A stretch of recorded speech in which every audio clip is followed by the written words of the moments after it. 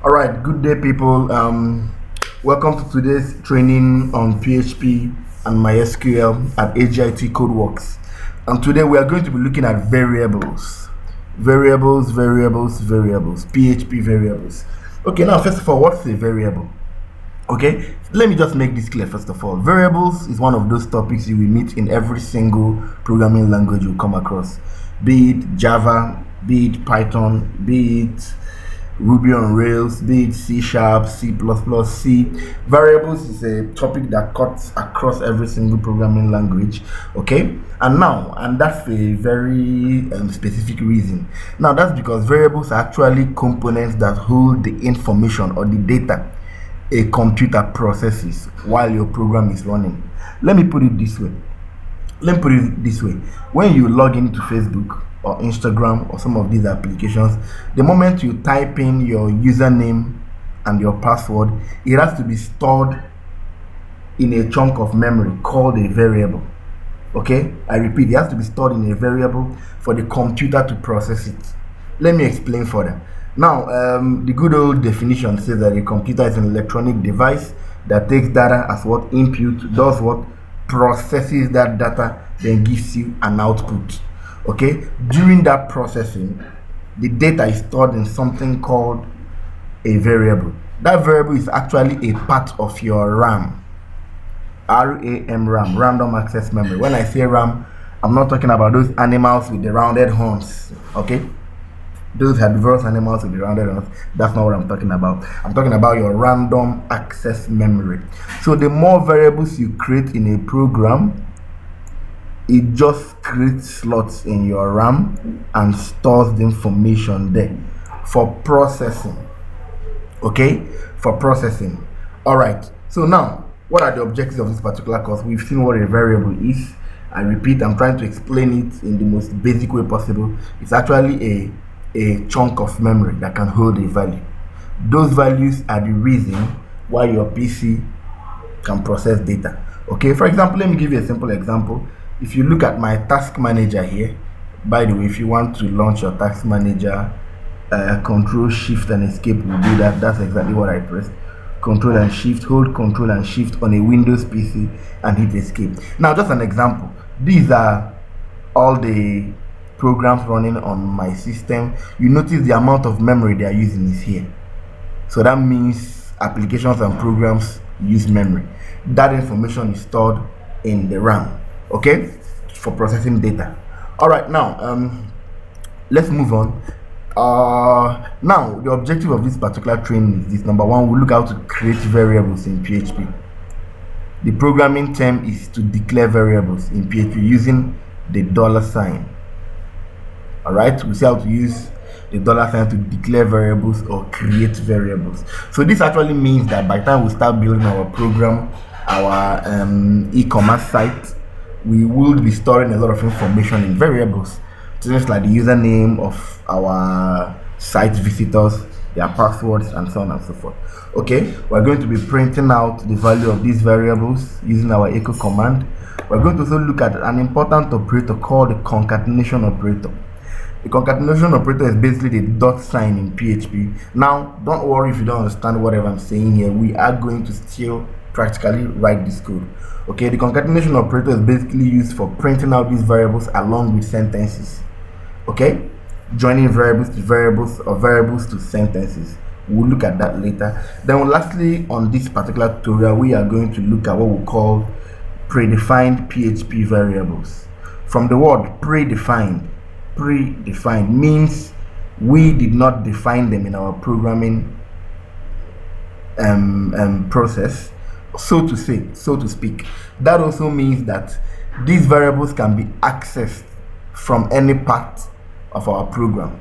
Okay, example, I'll give you an example. There are variables that hold information like the IP address of your server, the IP address of your site visitors, and things like that. Pretty useful stuff to be able to extract when you need it. So they are stored in variables called predefined PHP variables or super globals.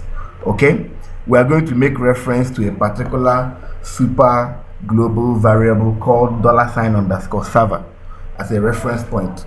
All right, let's get coding. All right, first of all, let us call up our notepad plus plus.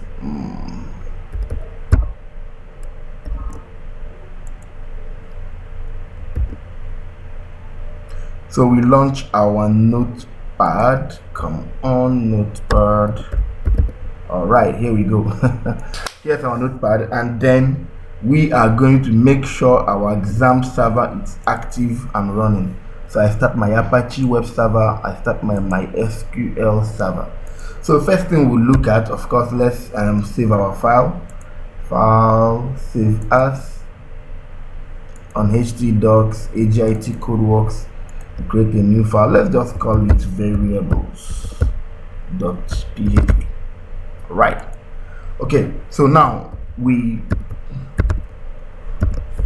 do the easy part, our PHP tag. Now, to declare a variable in PHP, the syntax is this.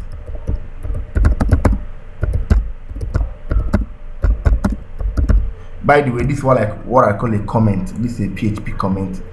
What I mean by a comment is that it is not code, it's just information that explains the code. Kind of makes it easy for people reading your PHP code to get a grip quickly of what the code is supposed to be doing. It becomes useful when a team of programmers are writing a particular software or an application, so another developer would easily understand the code I'm writing. So that's why I'm writing here. This is a comment, please, by the way. We do not need an entire PHP tutorial to do this. This is a comment. It's as simple as that. It's a comment. All right, so let's declare a PHP variable. So we go $, example, name, the name variable. So the syntax is the $, followed by the name of the variable, right? Then equals to, or rather the assignment operator. Let's say name here is Chris, right? Now this is a string data. We are declaring a variable here, called name that will contain the string Chris. Okay, we can also have another variable. Let's call it like age. You can say age is 70. Then another variable, we could call it address. Okay, number 45 Winners Avenue. All right, so what we've done is that we've declared 3 variables: name, age, and address. In our application, they contain this information. Okay, now what's happened here is this. Let me just explain something really briefly. So what's actually happened here is that a chunk of memory, okay, has been created. Age, this being age, let's call this age. Please, I'm writing with a mouse. Don't comment on my handwriting. This will be age, this will be the address, and this will be the name. So our program will process all this data from the RAM here. All right, let's get back to the code. So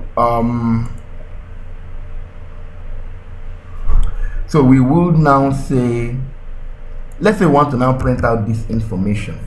So to print out name, I'll say echo $name, right? If I wanted to print out age, I would say echo $age. If I wanted to print out address, I go echo $address. Right, something is going to happen here. This is going to be printed out in a straight line. Let's run this code. Full file path to clipboard, open my browser, paste it here, just from htdocs backwards, say localhost. By the way, this could be localhost, it could also be your system's or server's IP address. So it said Chris 17 number 45 Winners Avenue. Wow, but it printed in a straight line. So we can actually, to space it out, we can print out, we can concatenate. Now the concatenation operator is used for joining a string to a variable. We can, let's say, okay, let's print out a line change. Remember I told you that PHP is capable of printing out HTML code. So you can put a paragraph here or a line break. You could say P or BR. They will both work. But P is a bit more spaced out because it's a paragraph, not just a line break. So you could use any one, your choice. Nevertheless. So all right. Now we have name printed out, a space. Sorry, a line change, not a space. Age printed out, a line change, then address printed out. Let's see how that goes. So we refresh our page. So we have our three variables printed out: Chris, 70, and then number 45 Winners Avenue. All right. One more thing. Now, some of you would have gone through this experience. You signed up for a product online, and let's say you get a message. Let's give an example. Say your name is George. You get an information like, welcome George to the new platform, like someone is writing to you. So basically what they did was the variables submitted to them were stored somewhere in a database, then used to create sentences. That is very possible using what we call the concatenation operator. The concatenation operator is a dot sign. Let's say I want to say welcome Chris.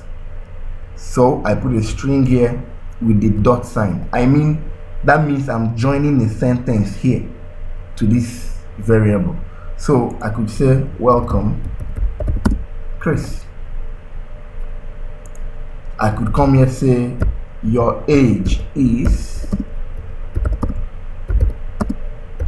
then I concatenate it. That's this dot sign. Take note of that, please. To age. Then lastly, your address. We could say you live at. So our web application or our software or whatever we are building will print out the information this way. Welcome Chris, your age is 70, you live at number 45 Winners Avenue, blah blah blah, and so on and so forth. That seems pretty easy. All right, so now this is very useful to the programs and application we look forward to developing in this in the course of this tutorial. So just take note of this. We'll get back to that. Now lastly, I talked about predefined PHP variables. Okay, in the slideshow I talked about predefined PHP variables. I said that these were variables that hold useful information. Okay, they're actually global variables that can be accessed from any part of our application. For example, we want a variable that would give us the server name, the name of our server, the server name. This is a special variable called the $_server. It's a group of variables. Okay, let's say I want to print out the IP address of my server, or so to say the server name of my server. By server name I mean, let's say our application is running on www.agitcodeworks.com. That would make agitcodeworks the domain name for the server. Okay, if we wanted to have access to that information, we would echo $_server, right, with a block brace open and close. What do I want to access? I would say server _name, change line. So I want to see my server name, right? In our case, it's a local host because we are using XAMPP to host locally in our system. If we were on an online platform, we'll get the name of the server on which the application is running. Okay, right, so let's do that. Let's see. So if I refresh this, you notice local host is printed out. Let's change line one more time here, please. All right, good. Should look a lot clearer now. So the server name is localhost. Okay, we could make it more descriptive by saying server name, right? So server name is localhost, meaning the application is hosted locally. It's hosted locally on the system. Okay, another important information about the server you might want to get from your site visitors is the IP address of the site visitor. As we all know, the first place you start from for people who are interested in cybersecurity. That's not what this training is about. To track online activities from the IP address that carried out that activity. So you might want to be able to access IP address of site visitors or your application users, by the way. All right, so let's do this. That would be simple. So that would be, we'll echo out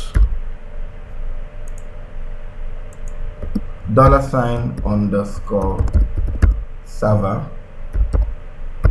What we need, instead of the host name this time, what we are looking for is the remote _addr.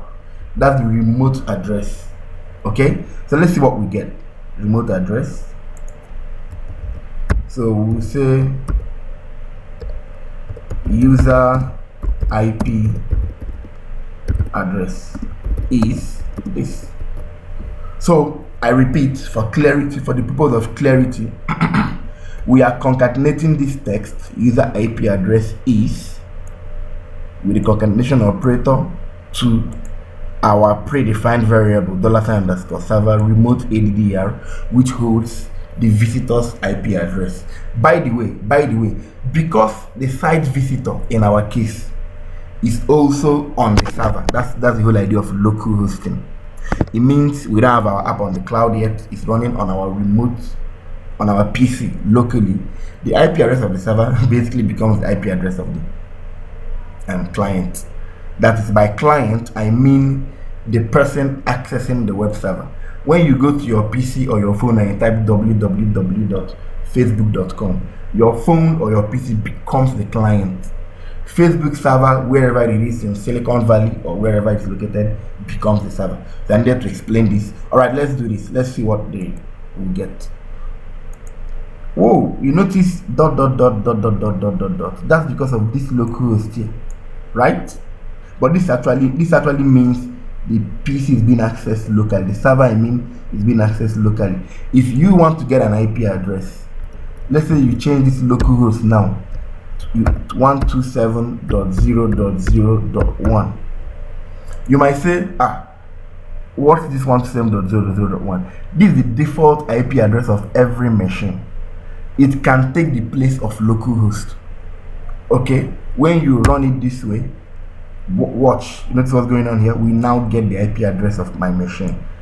So if I was accessing a PC to create an account, accessing a server or a web application to create an account or whatever, the developer can actually write PHP code that will extract my IP address. There are ways to hide the IP address online for security purposes, but that's a topic for another day. Okay, so that's variables. A little recap of what we talked about today. Today we discussed variables, and I mentioned that variables were chunks of memory that can hold a value.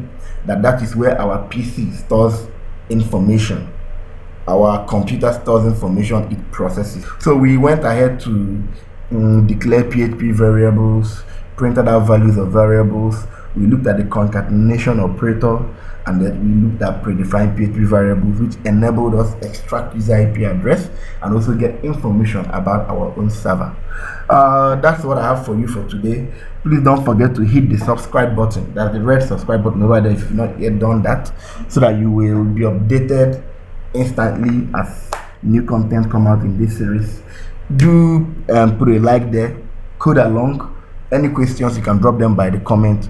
Do have a wonderful rest of the day.